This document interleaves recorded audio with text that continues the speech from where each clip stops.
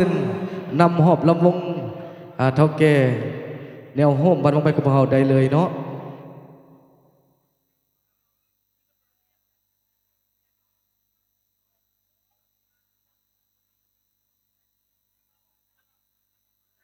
จังสันขอบประสาสัมพันธ์อีกเต็มที่หนึ่งเนาะรถทานดาปลายกก9025กาลนายับใหญ่ใส่สวยให้เพิ่นเด้อเนาะทางท่านสีวอนเพิ่นมาแจ้งเมื่อกี้เนาะไปกินยับยั้งเฉยๆให้เพิ่นเด้อรถทานได้กก9025ไปทะเบียนครบแล้วบ่วันนี้วงดนตรีเฮาสร้างสรรค์บรรยากาศม่วนซื่นมอบเป็นบทเสียงเพลงให้เซิร์นม่วนนำกัน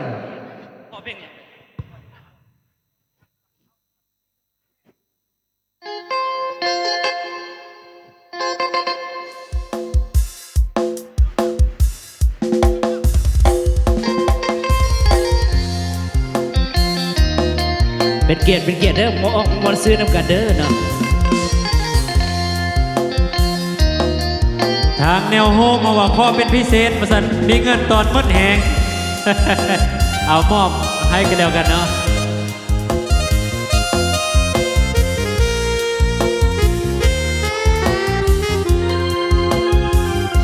เมื่อข้าวมีแห้ง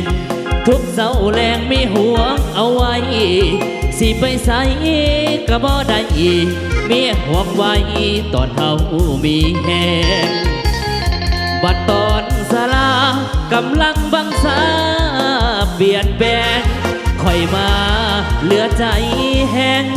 มีเงินแต่แห้งบ่มีเหลือใจเจ้าของกินเหล้าบ้องยาบดหลายขวดนั่งกัดแขวอยู่หวดดื่มเหล้าหลายขวดแห้งยังบ่มีดื่มเหล้าบอกยาแห้งพาให้นอนหลับดีบอกขึ้นบอกขับจากพี่บิดจีรีโอ้ยบอกเข้มแข็งอยากไปใส่เมียไปให้ไปบอกเหินห่างไปแต่เศร้าจนคำเมียบ่นำหัวเบิดแหงแนมเห็นผู้สาวขาวอวบแก้มแดงสะอ่อนเดลาคำแพงแต่แห้งไปหาบ่มีเหลือใจแห้งอยากแนวแข็งใจบ่เอานำอยากไอเด้กับไม้บักขามแห้งสียำก็อยากบ่มีย้ำพ่อสาวน้อยหลักน้ำลายย้อยหลายเถื่อหลายทีเงินในทงกับพ่อมีแต่แห้งนี่ตีสู้เขาบ่ได้เอาเป็นเกียรติเกี่ยวกันเด้อเนาะ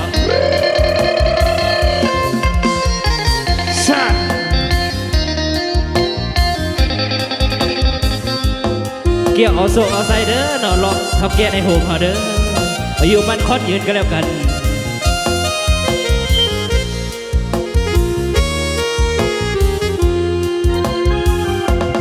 อยากไปใส่เมียไปให้ป่านี้บ่เหินห้ามไปแต่เศร้าจนคำเมียบ่นำหัวเบิดแทนแนมเห็นผู้สาวขาวอวบแก้มแดงสะอ่อนเดลาคำแพงแต่แห้งไปหาบ่มีเหลือใจแห้งอยากแนวแข็งใจบ่เอานำอยากอายเด้กับไปบักขามแห้งสียำก็อยากบ่มีย้ำพ่อสาวน้อยหลักน้ำลายย้อยหลายเถื่อหลายทีเงินในทงกับพ่อมีแต่แห้งนี่ตีสู้เขาบ่ได้เป็นเสิร์ตเป็นเกียร์เกี่ยวเด้อเนาะเกี่ยวกันเด้อ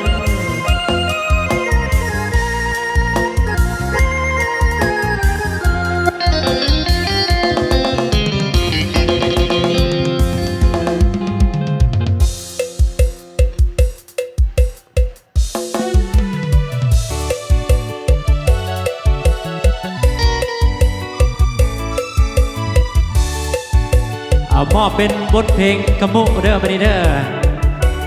เอาน้องนักสีพายกับลูกฟอนนำกันได้เด้อญาติกุ้งเปรียงอำเมือนกุ้งอิงน้องตระกัดไม้รังเนกุ้งกางเอยัดบกรังกองซึ่งเบอร์ซึ่งมากุ้งอีอาตำรียลบลองเบือนพร้อมเบือนสิบไก่ดองตำรีกองยงมาออรมาก่อนยัดยามสระเอกยงมาเอ่ยยามก่อนยัดยาดูสระมากดแยงใบอามาเอ่ยก่อนเรียงน้องเมฆเสียงสละละระยงมาก่อนเรียงกุญยงกุญมา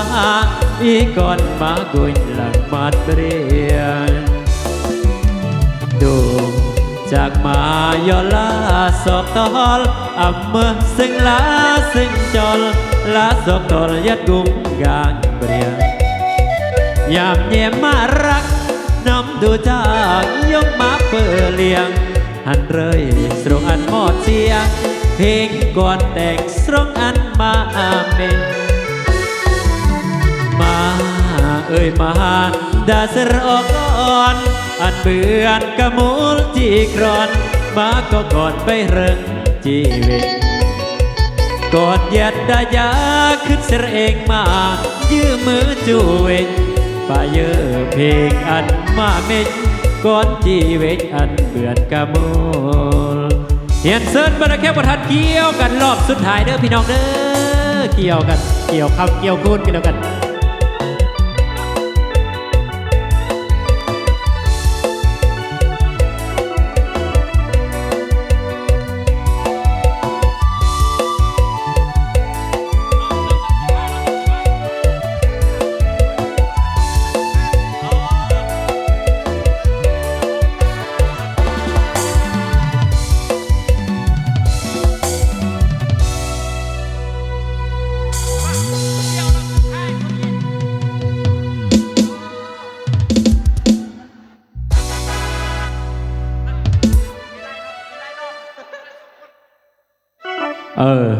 คำประสองคน